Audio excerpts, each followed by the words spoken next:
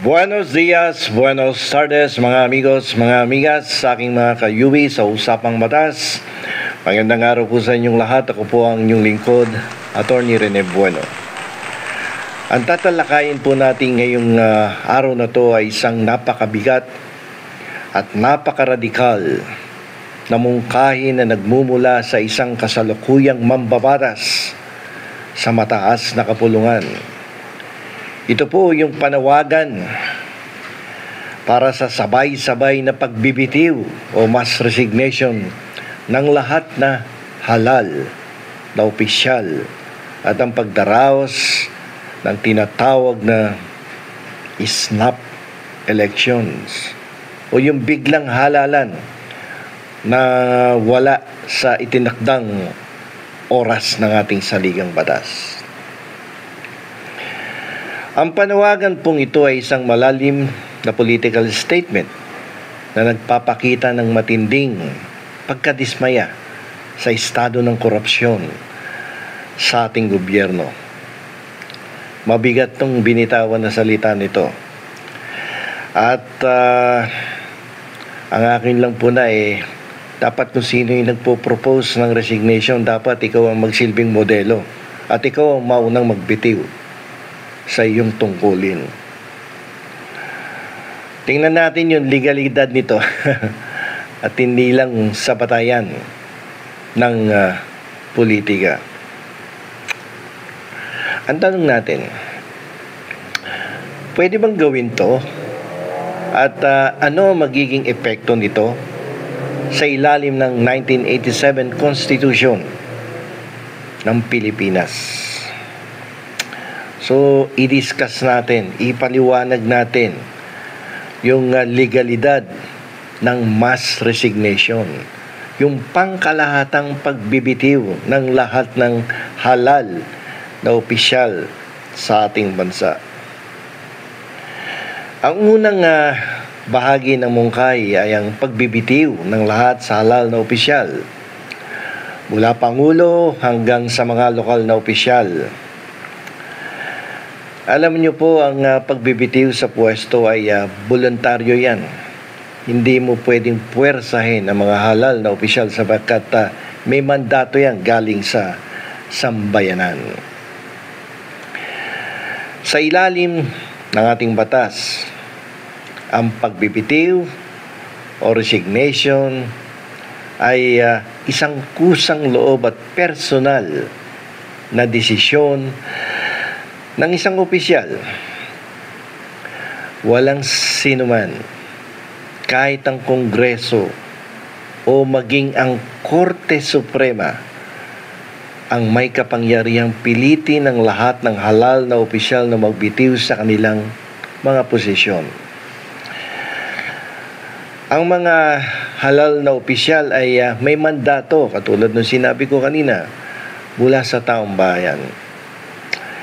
Tanging ang kanilang individual na pasya ang makapagpapatapos sa kanilang termino. Maliban kung sila ay may mga kasalanang nagawa at sila ay ma-impeach o matanggal sa pwesto dahil sa mga kasong kriminal at sila ay nakasuhan dyan sa Office of the Ombudsman. Mabigat itong panawagan na ginawa ng ating senador na si Alan Peter Cayetano. Ako ay nagtataka lamang sapagkat siya ay isang abogado, ngunit ang kanyang panawagan ay walang malakas na basehan sa ilalim ng ating mga batas na umiral sa election laws at maging sa ating konstitusyon.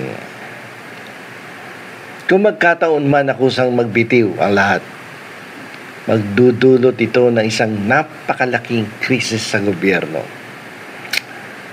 Tingnan natin doon sa executive branch. Kung magbibitiw ang Pangulo at Vice Presidente, nakasaad sa saligang batas sa ilalim ng Article 7, Section 8, na ang papalit ay ang Pangulo ng Senado. At kung hindi maaari, ang Speaker ng Kamara de Representantes. Ngunit kung ang tatlong ito ay sabay-sabay na bibitiw, wala nang malinaw na linya ng paghalili. Yung line of succession natin. Mahihirapan tayo dyan. Sa ilalim ng ating konstitusyon, hindi malinaw ang paghalili kapag sabay-sabay nagbitiw yaw. Ito ay magre-resulta sa isang executive vacuum. Walang mamumuno sa executive branch at tayo ay parang isang manok na pinugutan ng ulo na tumatakbo sa gitna ng kalsada, hindi malaman kung saan pupunta. Ang sabay-sabay na pag-alis ng mga senador at kongresista ay magpapawalang bisa sa tinatawag na quorum. Kung walang quorum, paralisado ang Kongreso at wala nang magsasabatas. Wala nang law-making function. Sa madaling salita, ang mass resignation ay hindi lamang political statement kundi ito ay magiging pagsira sa pundasyon ng ating sistema ng pamahalaan. Kung sino man ang nagbibigay ng ganitong klaseng suhestyon, wala itong pagmamahal sa ating inang bayan. Ang gusto nito, magkagulo sa bansang Pilipinas. Tingnan natin itong snap elections. Ang pagdaraos ng pangkalatang snap elections para sa lahat ng posisyon, magulo to. At ito po ay walang malinaw na probisyon sa ilalim ng ating saligang batas. Alam niyo po, ang Pilipinas ay may sistema ng fixed terms o nakatakdang termino ng panunungkulan. Lahat ng opisyal natin.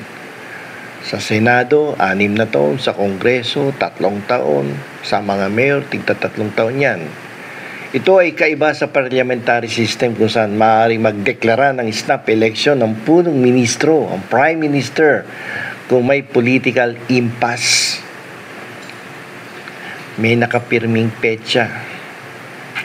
Ang ating halalan ay idinaraos sa mga nakapirming petsa.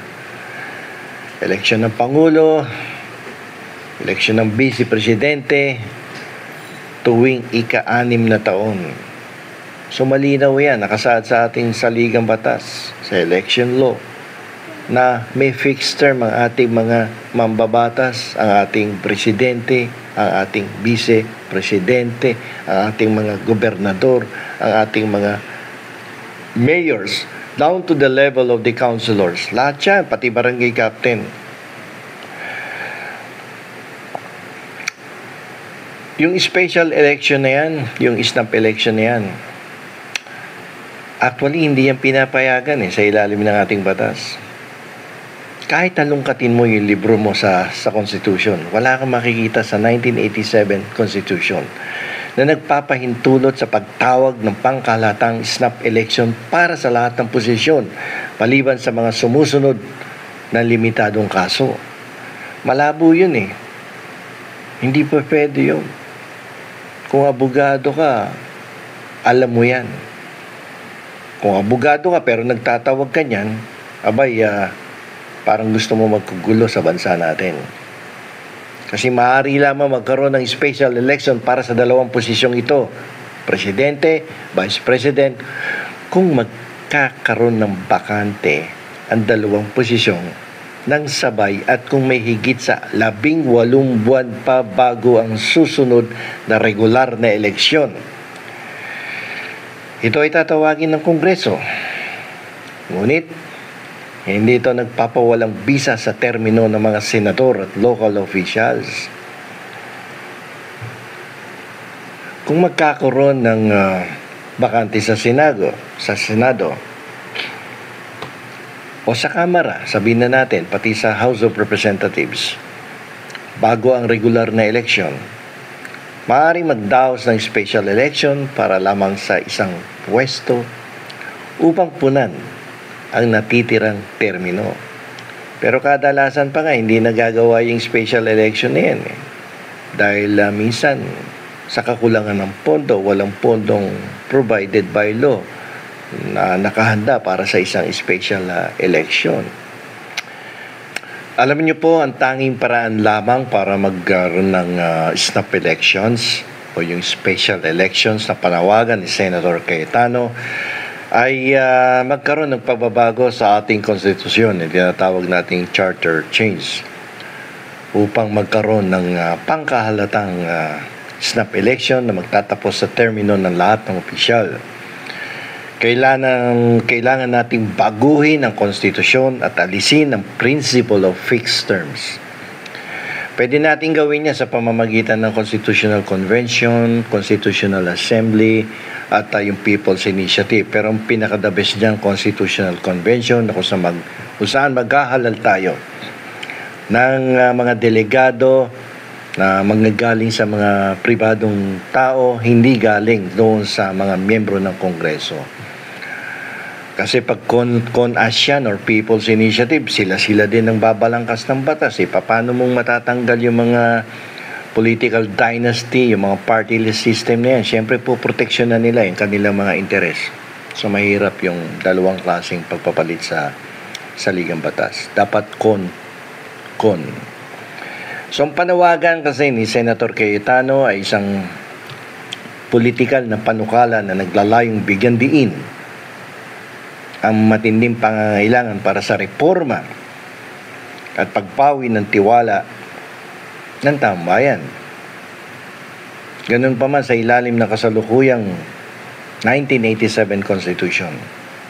Ang panawagan para sa mass resignation at snap election ay walang batayang legal. Walang legal basis yan. Lalong-lalo na kung sasabihan mo na magkaroon ng mass resignation. Sino naman ang papayag niyan sa mga halal na opisyal? At kung magkakatotoo man yan, maaari magdulot ng constitutional crisis dahil sa kawalan ng malinaw na linya ng paghalili, yung line of succession. Ano susundin natin dyan? Di para tayong manok na tumatakbo nga sa gitna ng kalsada na walang ulo. Hindi pwedeng ipatupad ang snap elections nang hindi binabago ang konstitusyon dahil sa prinsipyo ng fixed terms. Alam dapat yan ni Senator Cayetano. Hindi dapat basta-basta nagmumungkahi na walang legal na basihan ang isang mungkahi. Ang solusyong hinahanap ay isang radikal na hakbang na nangangailangan ng political will ng lahat ng opisyal. O di kaya, isang malawakang pagbabago sa mismong sistema ng pamahalaan na nakasaad sa ating saligang batas.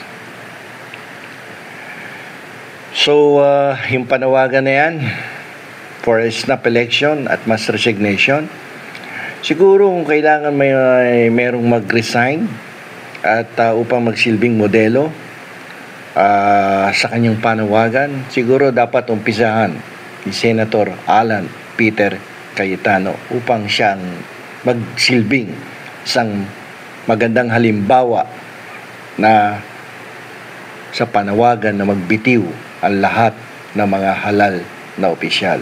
Total siya naman yung may gusto, di umpisahan niya at nang magkaroon ng isang modelo tungkol sa kanyang panawagan na magkaroon ng mass resignation at snap election. So, nandito na lamang po. Ito pong inyong lingkod, Attorney Rene Bueno. Marami pong salamat sa inyo lahat.